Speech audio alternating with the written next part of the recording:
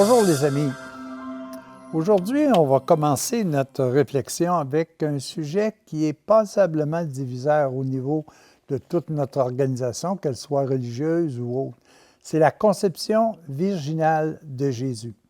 Alors évidemment, c'est un débat qui est sans fin, mais je vais vous proposer une façon de voir ça qui, j'espère, vous permettra de progresser tranquillement comme moi, parce qu'on ne réussit pas à définir exactement qu'est-ce que tout cela veut dire.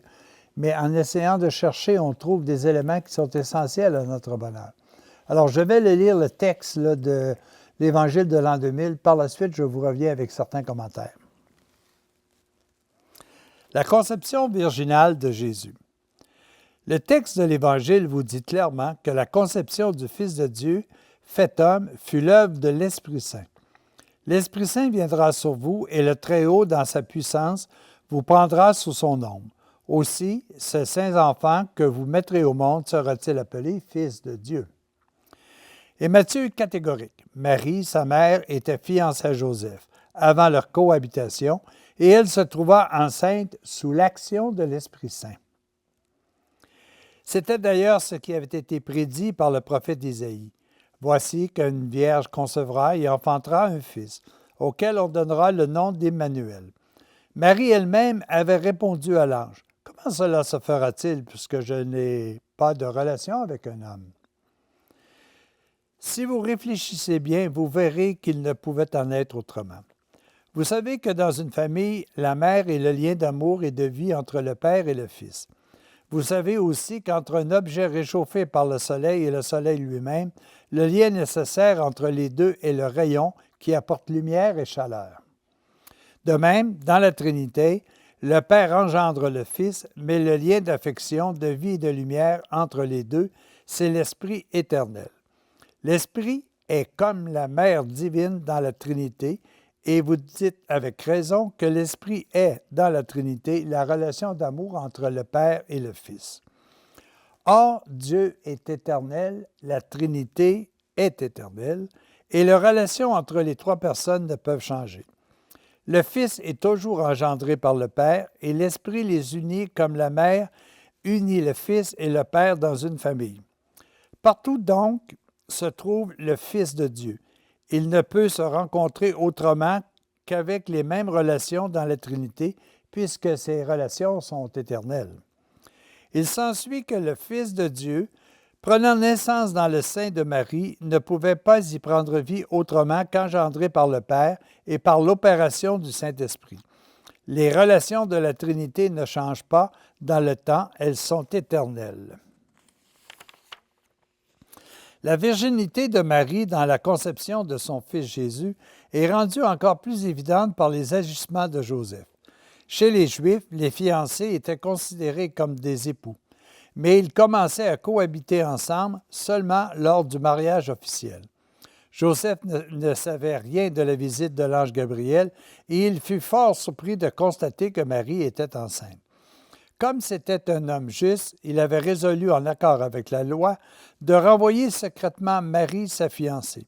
Quand un ange de Dieu lui apparut en songe et lui dit, « Joseph, fils de David, ne crains pas de prendre chez toi Marie, ton épouse, car sa conception est l'œuvre du Saint-Esprit. » Comme l'avait demandé l'ange, Joseph s'en fut chercher Marie et l'amena chez lui. Il n'eut pas de relation conjugale avec elle jusqu'au jour où elle mit au monde son enfant qu'elle appela Jésus. Tous ces textes démontrent très clairement que la conception du Fils de Dieu sur la terre fut virginale et accomplie par l'opération du Saint-Esprit. Il ne pouvait en être autrement, de par la nature même des choses, de par la nature même de Dieu. C'est un texte assez intéressant à développer. Essayer de comprendre ce texte-là avec les concepts que nous avons sur le plan terrestre, c'est probablement assez difficile. Il faut, je pense, y ajouter une notion que moi j'appelle la foi. Et la foi, c'est quelque chose de très pratique, ce n'est pas arbitraire. Je rencontrais quelqu'un tout récemment qui me disait, si tu veux comprendre la conception virginale de Jésus, il te faudra comprendre Comment Dieu a créé la personne humaine? D'où viennent Adam et Ève, nos premiers parents? La rédemption qui a permis de sauver quoi chez moi? Est-ce qu'il sauve l'âme, l'esprit, le corps?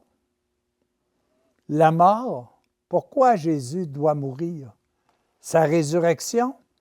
Alors, tous ces éléments-là sont intéressants de pouvoir approfondir davantage et de voir comment on peut concevoir une notion de conception virginale de Jésus, voire même de chacun de nous. Premier élément qui est important. Dans les Écritures, il est dit que Dieu créa l'homme à son image et à sa ressemblance. S'il faut que je ressemble à Dieu avec le physique que j'ai là, pauvre de lui. Mais peut-être qu'il y a quelque chose à l'intérieur de moi qui est carrément comme Dieu. Il y a peut-être cette création qui est invisible, qui s'appelle l'âme, et qui contient une particule de la divinité même de Dieu, soit son esprit. Qui a créé ça et de quelle façon? Est-ce qu'il y a eu une action féminine et masculine dans la création de l'âme et de l'esprit? Absolument pas. Donc, ce fut l'œuvre de qui? Ce fut l'œuvre de Dieu, de la Trinité. Adam et Ève nous est apparu au paradis terrestre lorsqu'on regarde les Écritures. Mais d'où venait-il? Est-ce qu'il était une œuvre de l'acte féminin et de l'acte masculin? Eh bien non, à un tel point que ces esprits qui sont arrivés sur terre dans les Écritures ont dit que Dieu leur injecta de la poussière de terre pour qu'ils puissent entrer en contact avec tous ceux et celles qui étaient autour de lui. Ils ont pris chair uniquement lorsqu'ils ont péché. D'ailleurs, on voit dans la Genèse qu'ils étaient cachés tous les deux en arrière de l'arbre, et Dieu demande « Où êtes-vous? » « Ah, on est en arrière de l'arbre, nous nous sommes cachés car nous étions vêtus. » « Comment se fait-il que vous êtes vêtus? » Et là apparaît la chair. On regarde un petit peu plus loin dans les Écritures la rédemption. Qu'est-ce que Jésus est venu sauver? Est-ce qu'il est venu sauver l'âme, l'esprit et le corps?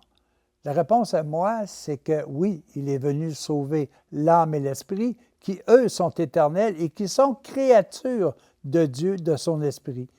Mais la preuve, le corps, il est mortel. Jésus n'est pas venu sauver le corps, car le corps, lorsque l'esprit et l'âme le quittent, à ce moment-là, on s'en va dans la poussière. Et il y a une foule d'exemples de même que nous pouvons. Jésus meurt, il meurt sur la croix et il ressuscite après. Alors, est-ce que ça veut dire qu'il y a double création? Qu'il y a double naissance? Moi, je suis prêt dans ma foi de vous dire qu'il y a création de toute la partie éternelle en nous par l'opération de l'Esprit Saint. C'est l'Esprit qui amène chez moi l'âme et son esprit d'amour. Tout le reste n'est que l'œuvre d'un acte féminin et masculin et dans le temps ne durera pas éternellement. Alors, chers amis, continuons d'approfondir cette notion-là et essayons de nous l'appliquer et de voir dans l'histoire une foule de raisons où on ne connaît pas le père et la mère physique, que ce soit Melchisédek, que ce soit Noé, que ce soit Moïse. Il y en a plusieurs. Mais pour trouver véritablement ce que signifie la conception virginale, il faut chercher. Je suis en train de chercher et je suis sûr, parce que je cherche, un jour je trouverai davantage d'informations. À tous et à chacun, bonne recherche.